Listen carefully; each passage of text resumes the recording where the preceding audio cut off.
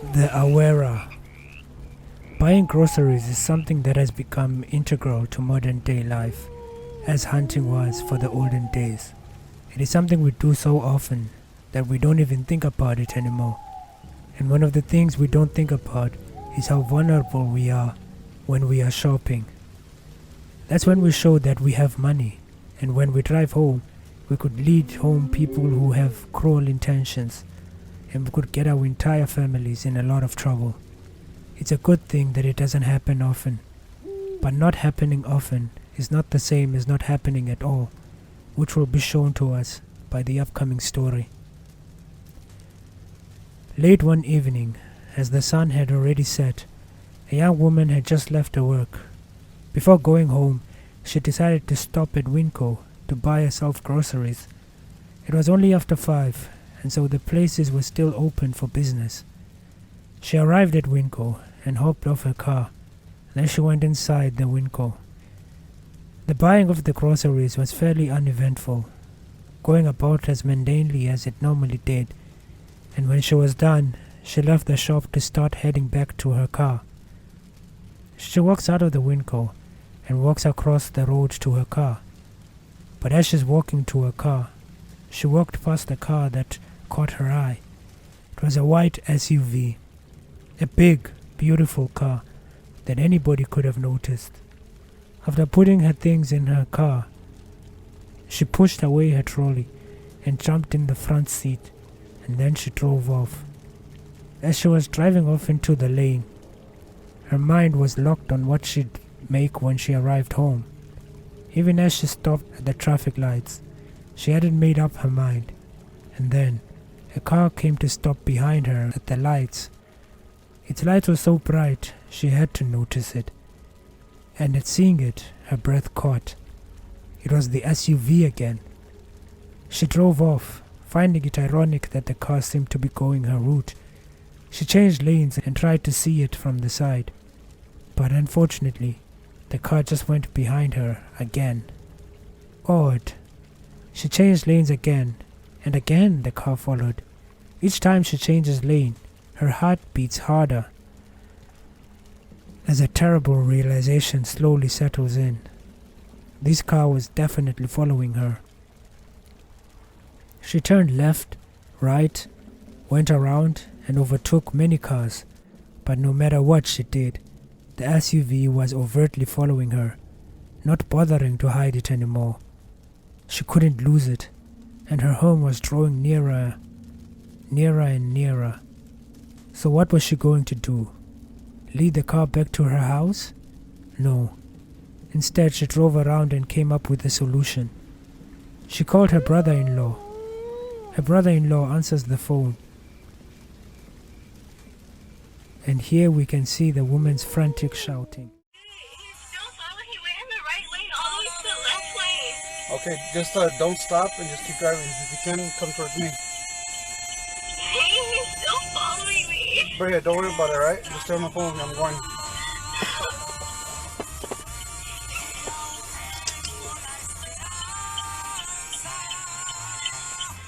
I turn into this neighborhood? I don't know where I go. No, don't go into no neighborhood.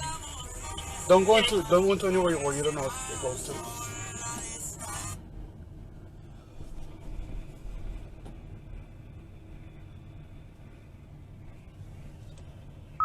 Dude, where do I go? He's following me. Just don't stop. Just keep coming. Where you at right now?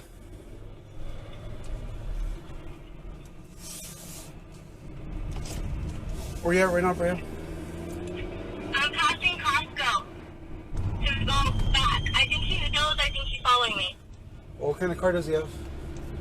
He has a white Mercedes-Benz. His license plate is a Texas one. He's getting in the lane right next to me. Alright, that's fine. Just can you read his license plate?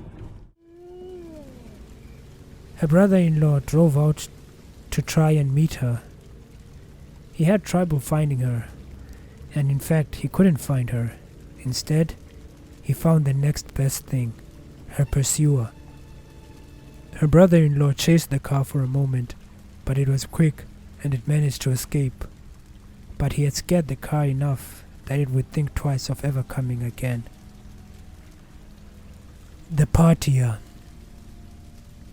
This happened to me back in my college days, and it is one of the main reasons why I never go to parties anymore. I don't tell any of my friends about it, and I guess I never could tell anybody about it without feeling everything again. I am to be writing this in sections, so it doesn't affect me as much. It always feels better to write something than it is to speak it. But anyway, it was when I was a teenager and still living at an apartment close to my college. I'd been invited to a house party by one of my friends, and I invited 3 of my other friends.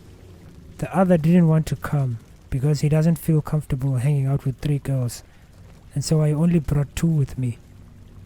We arrived at the party, and it was only 3 minutes in, and I was already laughing and playing beer pong with one of the tallest guys there. I was honestly having a blast and taking pictures of the entire thing. I'll send those too. I was having my fun, but then as we were doing that, I turned around and I locked eyes with him.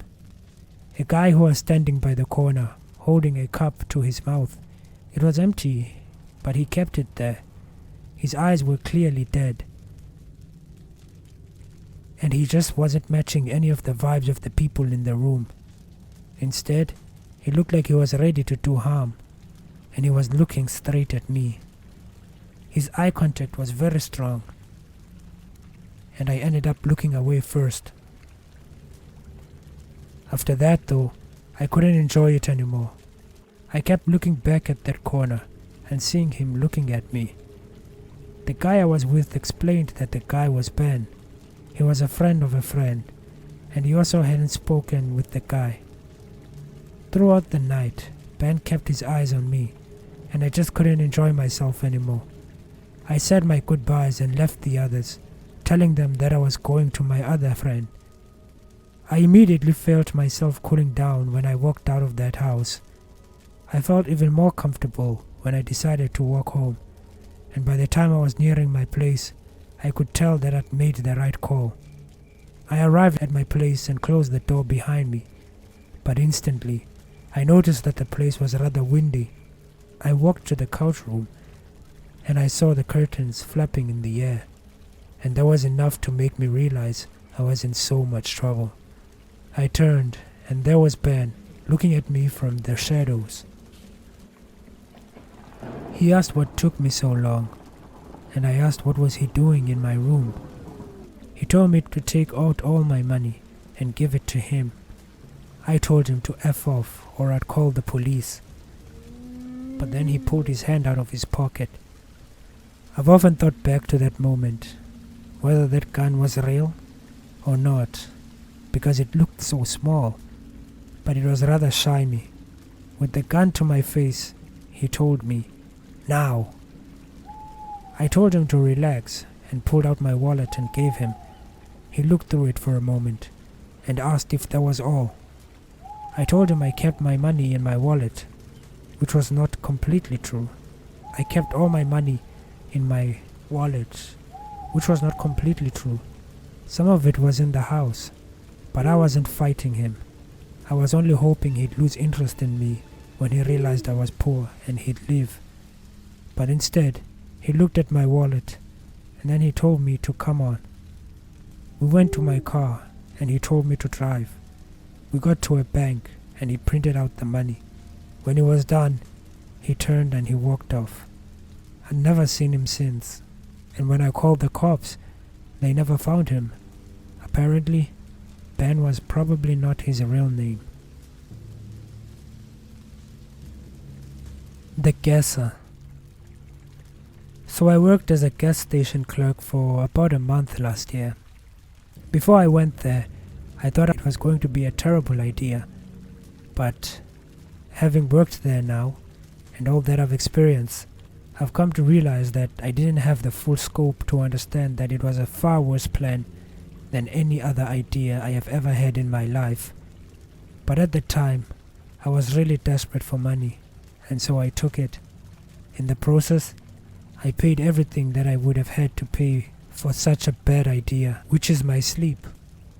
Because till today, I have nights where sleep just won't come, and I just stare at the ceiling, thinking back to that night.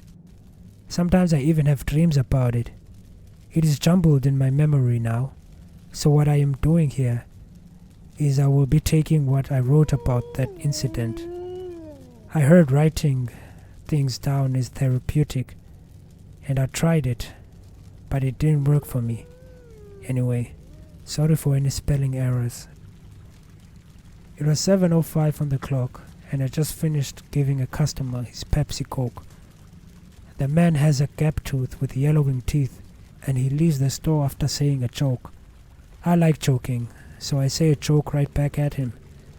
After he leaves, I take out my phone and I start looking through my notes again, counting how much I have to save up before I can afford the flight. That's when I hear loud honking coming from outside. I don't think much of it, since this isn't the first time such a thing has happened around here. But then the honking is followed by another car honking. Then some screaming. At this point, I look up from my phone and out the window to try and see what the commotion is all about. But it is hidden by a wall. And that is when I hear a gunshot. It surprised me so much that I jerked down. The following screams alarmed me more, and I put my phone away. I am thinking of running, but I don't run, because I don't know what I am even running from. I have to find out what is happening. I run around the corner and look out the window, and I immediately identify the problem.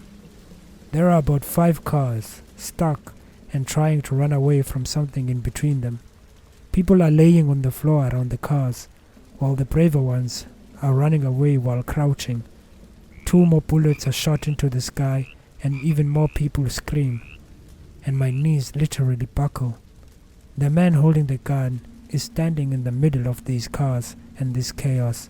He's holding a gun pointed into the sky, and he is not wearing a shred of clothes on his body. He looks so skinny, and I can see his bones. And even with his frailness, I have never seen someone so disturbing. The man starts stumbling when the cars drive to him. He's running. I am relieved. But then I realize he's not running away. He's running into the station. I try to run to the back door, but I only make it 3 steps before the doorbell rings. I know I won't make it out without him seeing me, so I crouch. Or maybe my knees gave out first. I can hear him now, and I can even smell him. His voice is deeper than his body should allow. And he's picking up things on the aisles. I start crawling away like a child, not believing how embarrassing this all is. But I make it around the counter and to the safety there. And as the man looks, I can hear the talking outside. People are calling each other's names, asking if they are okay. They are congratulating each other for having gotten rid of the man, and I am starting to feel hopeless because they locked him here with me and they don't know. I hear the man walking and blabbering, and my heart sinks. But then I hear somebody scream, "The cashier!" It's that man with the gap tooth. I know his voice. I am so happy to hear it. They ask each other where I could be and conclude I am stuck inside, luckily for me. But then I hear a loud, "Inside? You are inside?" My stomach develops a pit. Now even this man knows I am here. "Where are you?" he says. "Where are you, Nancy?" I said I was sorry. "What do you want from me?" "Nancy!" he yells. "Nancy!" he yells. And I put my hand around my mouth, hoping he won't see I am there. He waits for a response, but then loses the rest of his sense.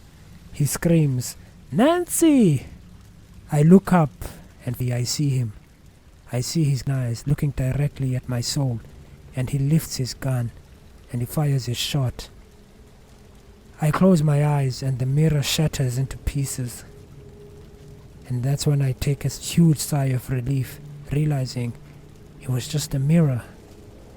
But that relief only lasts a second as I hear him coming, and just then, when all hope was gone, I hear a loud, "Police, get down!"